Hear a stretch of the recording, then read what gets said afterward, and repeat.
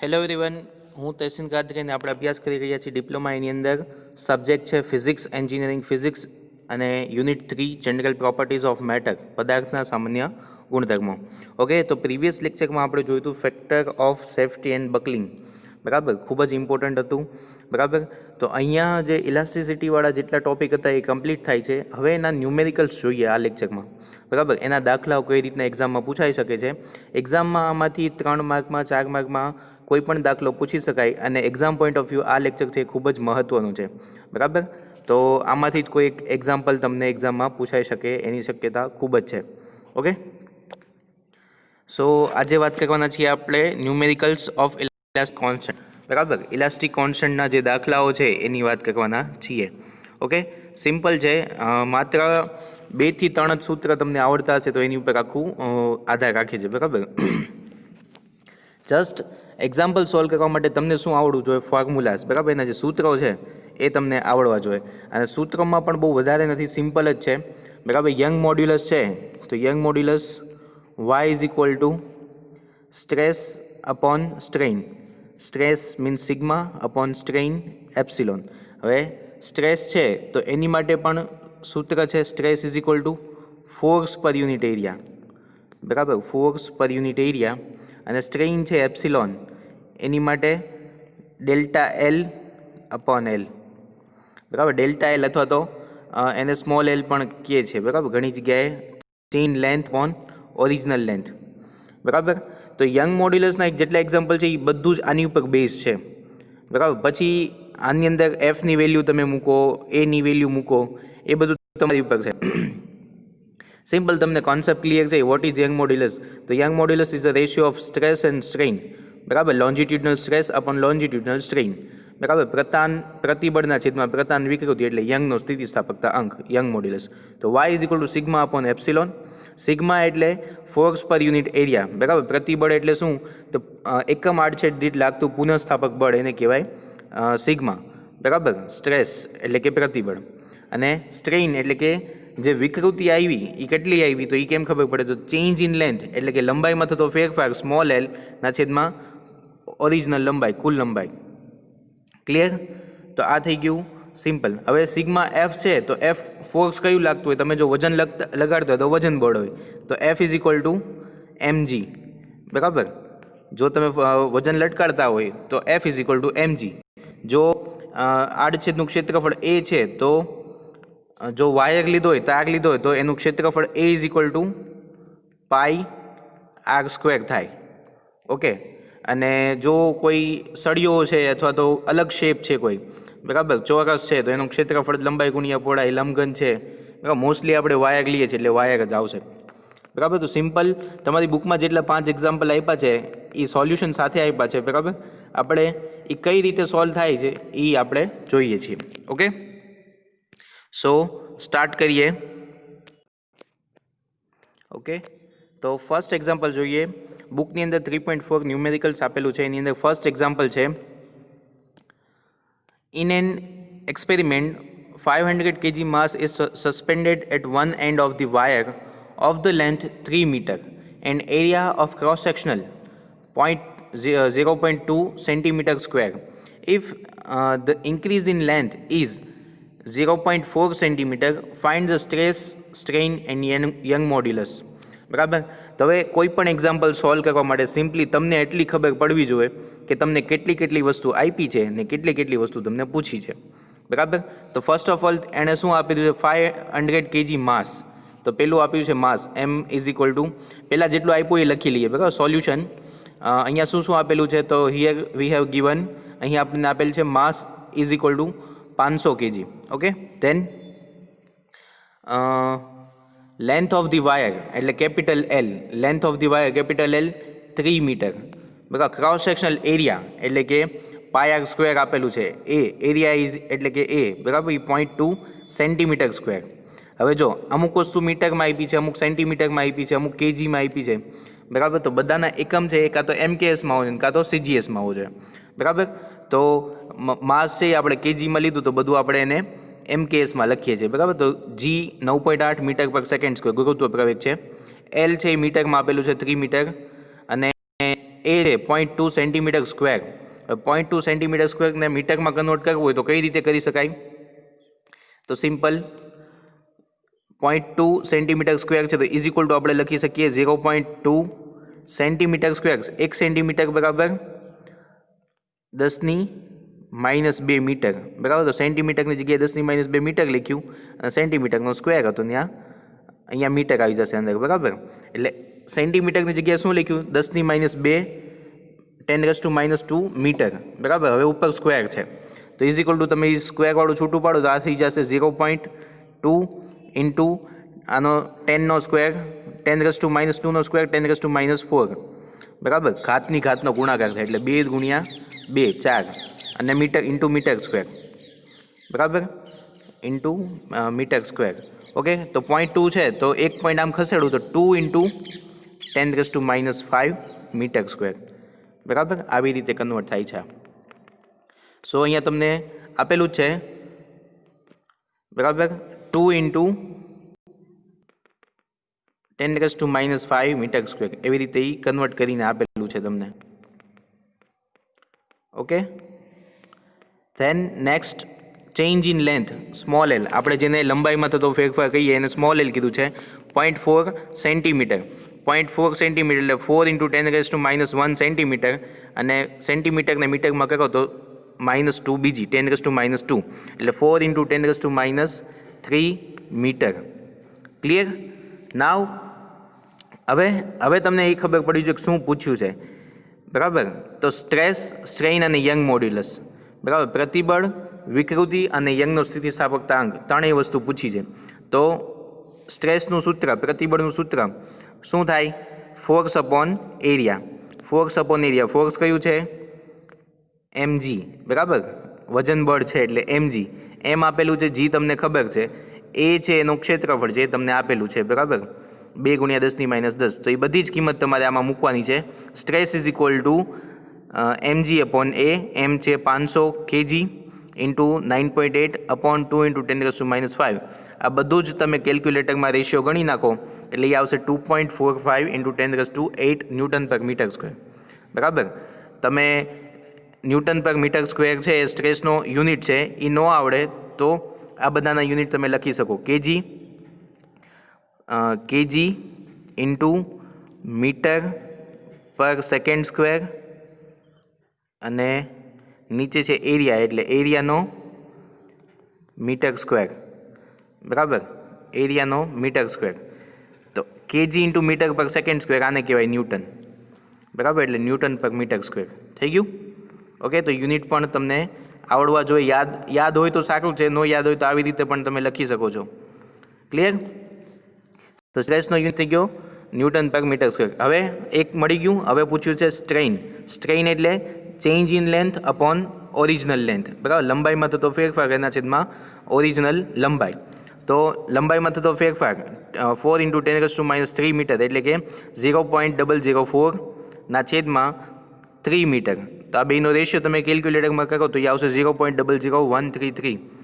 તો સ્ટ્રેઇન મળી ગયું, સ્ટ્રેસ મળી ગયું, સ્ટ્રેઇન મળી ગયું. તો યંગ મોડ્યુલસનું સૂત્ર શું છે? Stress upon strain. Stress upon strain એટલે કે પ્રતિબળના છેદમાં વિકૃતિ. પ્રતિબળ કેટલું આવ્યું? 2 ગુણ્યા 2.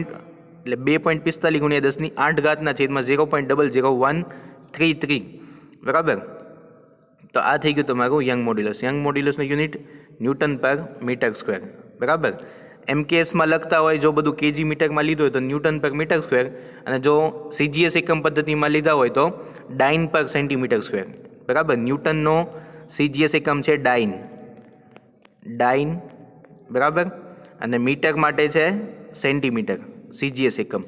ઓકે, તો ન્યૂટન પર મીટર સ્ક્વેર અથવા તો ડાઇન પર સેન્ટીમીટર સ્ક્વેર. ક્લિયર? અને 1 ન્યૂટન બરાબર 10⁵ ડાઇન થાય છે, બરાબર. 1 ન્યૂટન બરાબર 10⁵ ડાઇન થાય છે. ક્લિયર? ઓકે, સો આખું એક એક્ઝામ્પલ સમજાઈ ગયું. સેમ આવા ઘણા બધા એક્ઝામ્પલ પૂછી શકાય. કોઈ પણ 2-3 ક્વોન્ટિટી તમને આપી દે અને બીજી 2-3 ક્વોન્ટિટી તમને પૂછી લે. આ એક્ઝામ્પલ છે મારા ખ્યાલથી 4 થી 5 માર્કમાં પૂછાઈ શકે એવું એક્ઝામ્પલ છે. ઓકે, નેક્સ્ટ વાત કરીએ સિમ્પલ, સાવ સિમ્પલ GTU 2013માં પૂછાયેલો એક એક્ઝામ્પલ છે. A wire is stretch to double the length of that will be the longitudinal strain. બરાબર, એક વાયર છે એને એવી રીતે ખેંચવામાં આવે છે કે એની લંબાઈ છે ડબલ થઈ જાય. બરાબર, એની લંબાઈ ડબલ થઈ જાય તો એની અંદર what will be the longitudinal strain, કે એની અંદર વિકૃતિ કેટલી આવી હશે. બરાબર, તો સૌથી પહેલાં શું આપેલું છે આપણને એ જોઈ લઈએ. ઇન્ક્રીઝ ઇન લેન્થ, લંબાઈમાં કેટલો ફેરફાર થાય છે. એની લંબાઈ હતી L, થઈ ગઈ 2L, ડબલ લંબાઈ કરી તો લંબાઈમાં ફેરફાર કેટલો થયો, L જેટલી વધી ગઈ. તો ઇન્ક્રીઝ ઇન લેન્થ, લંબાઈમાં થતો વધારો, capital L. Original length, initial length એટલે કે એ પણ L છે. પૂછ્યું છે શું, લોન્જિટ્યુડનલ સ્ટ્રેઇન. લોન્જિટ્યુડનલ સ્ટ્રેઇનનું formula, longitudinal strain is equal to change in length upon original length. Change in length capital L upon capital L, original length LL cancel, 1 answer આવે છે. ક્લિયર? તો આ સૌથી સિમ્પલ એક્ઝામ્પલ 2 માર્કમાં પૂછી શકાય એવો. Clear? 2 માર્કમાં અથવા તો 1 માર્કમાં પૂછી શકાય, સૌથી સિમ્પલ એક્ઝામ્પલ. ખાલી માત્ર એક ફોર્મ્યુલા લખવાનું અને 2 સ્ટેપ કરવાના, એના તમને 2 માર્ક્સ આપવાના છે. ક્લિયર? આ લખવાનું તમારે ઇન્ક્રીઝ ઇન લેન્થ અને ઇનિશિયલ લેન્થ એ બધું લખવાનું. પહેલાં સૌપ્રથમ તો રકમમાં જેટલી વસ્તુ આપી હોય ને એટલી તો લખી જ નાખવાની કે એટલું એટલું આપ્યું છે, એટલું એટલું પૂછ્યું છે. ક્લિયર?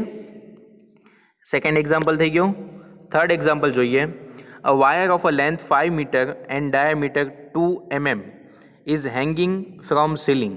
બરાબર, એક વાયર છે કે જેની લંબાઈ 5 મીટર છે અને એનો વ્યાસ છે એ 2 mm છે, જેને સીલિંગથી લટકાવેલ છે. બરાબર, છત સાથે લટકાવેલ છે.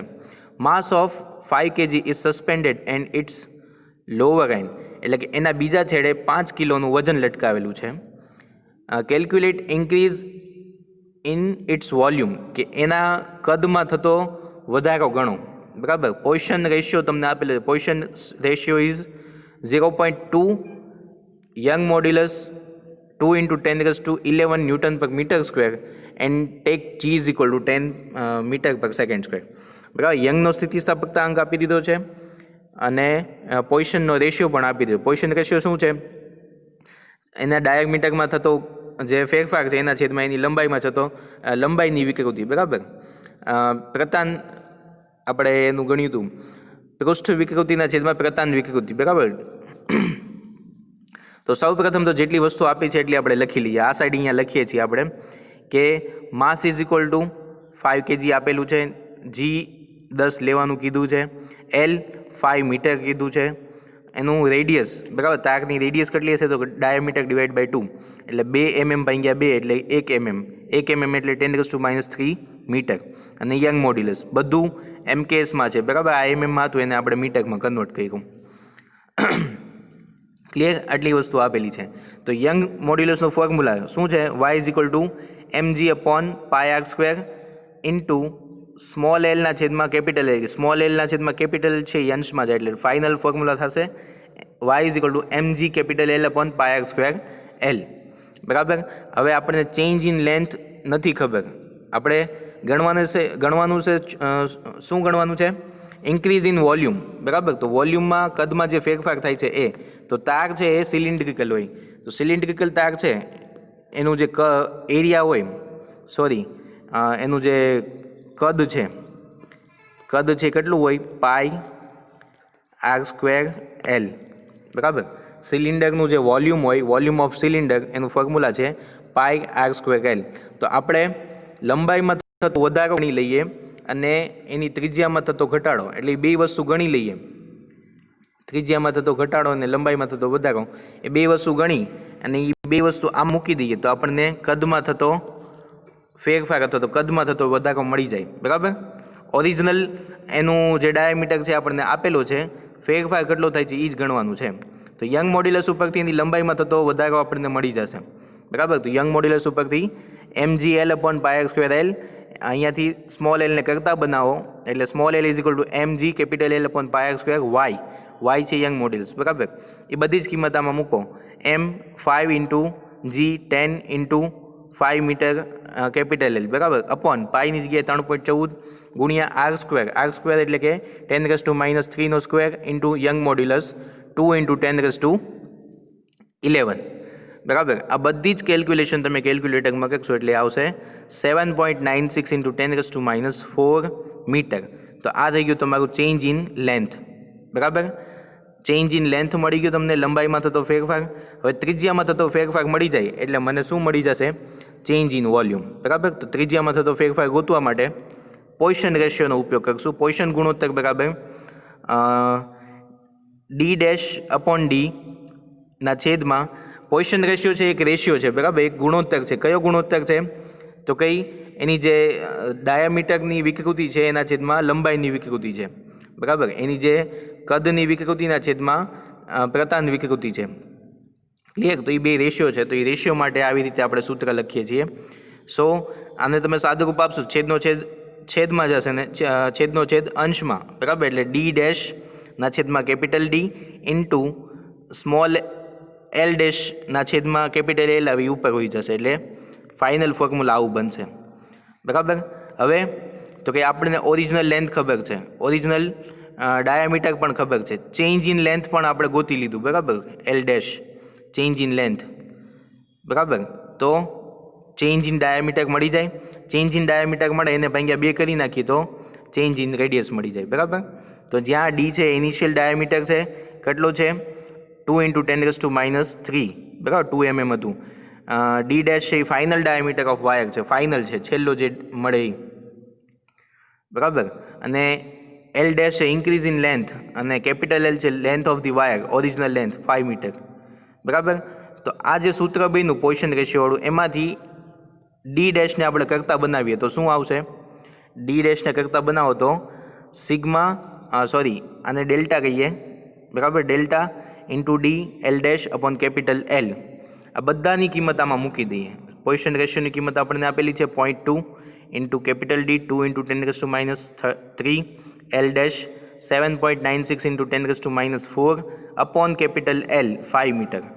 આ બધી જ કિંમત મૂક્યા પછી સાદુરૂપ આપવું, જે ઉડતું એટલું ઉડાડી દો એટલે આવશે 6.36 ઇન્ટુ 10⁻8 મીટર. બરાબર. આ શું આવશે? ડાયામીટર આવશે. આ ડાયામીટર આવ્યો, એને ડિવાઈડ બાય 2 કરો એટલે રેડિયસ આવે, એટલે કે r' તમને મળી ગયું. બરાબર. r' મળી ગયું. હવે ઇન્ક્રીઝ ઇન વોલ્યુમ પૂછ્યું છે. તો જે તાર છે એ સિલિન્ડ્રિકલ હોય, બરાબર, સિલિન્ડર હોય, તો એનું વોલ્યુમ કેટલું થાય? π/L. તો ચેન્જ ઇન રેડિયસ ઇન્ટુ સૂત્રમાં લેવું પડે ચેન્જ ઇન લેન્થ, બે લેવું પડે. બરાબર. તો ફાઇનલ જે એની રેડિયસ આવી એ 3.18 વાળી લેવી પડે અને લેન્થ છે l' લેવી પડશે. બરાબર. તો એમાં બધી કિંમત મૂકો તમે. પાય એટલે 3.14, r' એટલે કે 3.18 into 10⁻8 whole square into l' 7.96 into 10⁻⁴. આ બધી કિંમત મૂક્યા પછી તમને એનું વોલ્યુમ, ઇન્ક્રીઝ ઇન વોલ્યુમ મળી જાય. ક્લિયર? તો આ થઈ ગયું ઇન્ક્રીઝ ઇન વોલ્યુમ. બરાબર. ઓકે. નેક્સ્ટ એક્ઝામ્પલ જોઈ લઈએ. બરાબર. Example number 4. A steel rod has a radius r of 9.5 into 10⁻³ meter and length L of 0.881 meter. A 62 kilonewton force F stretch it along its length.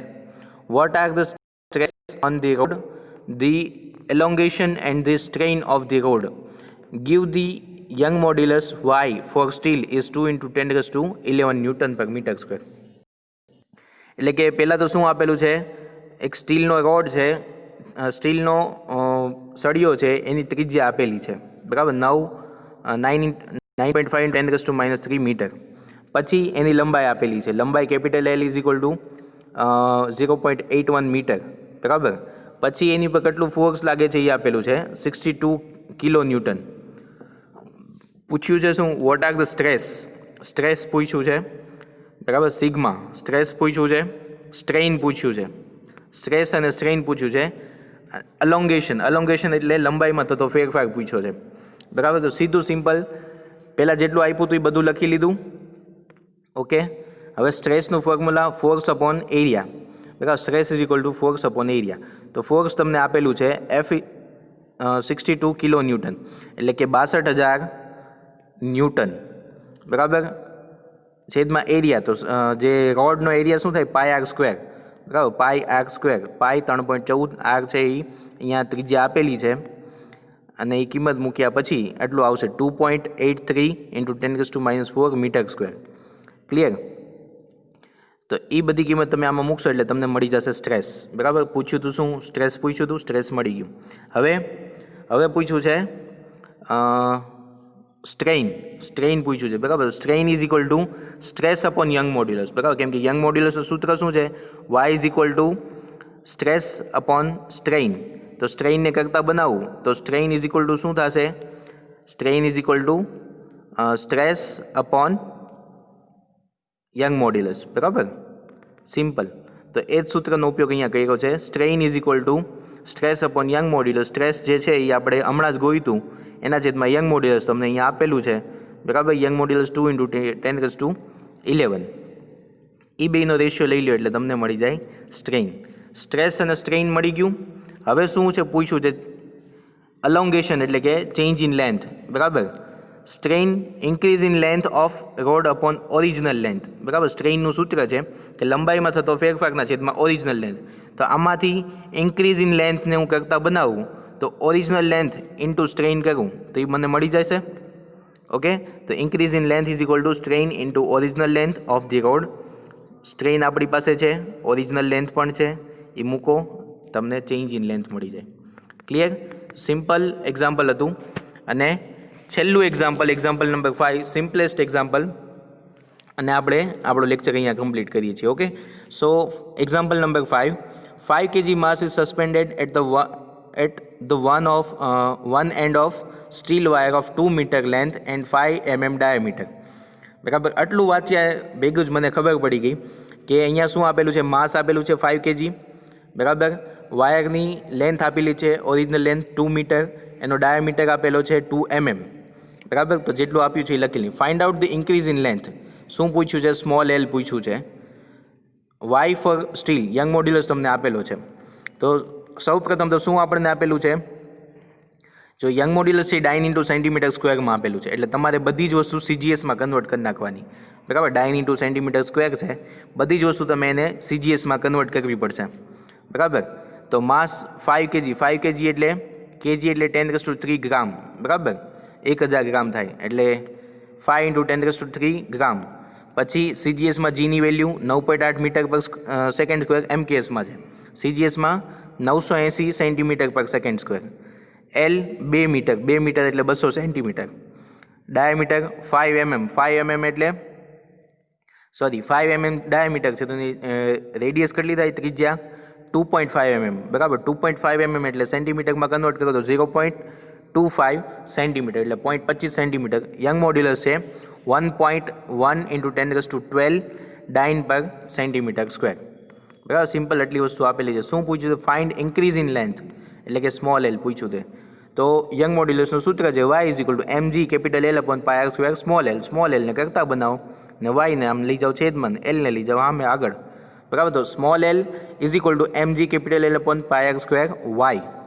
એમની કિંમત મૂકો, જીની કિંમત મૂકો, એલની કિંમત મૂકો. Pi 3.14, R 0.25, Y 1.1 × 10⁻12.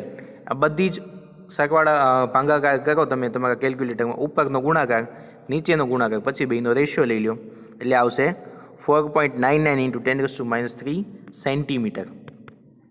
બરાબર, આ ખાસ ભૂલવાનું નહીં.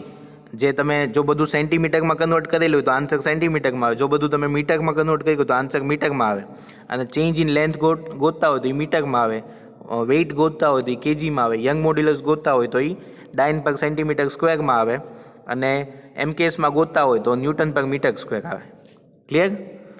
સો આઈ હોપ કે તમને આખો ન્યુમેરિકલ કઈ રીતે સોલ્વ કરવા એ સમજાઈ ગયો છે.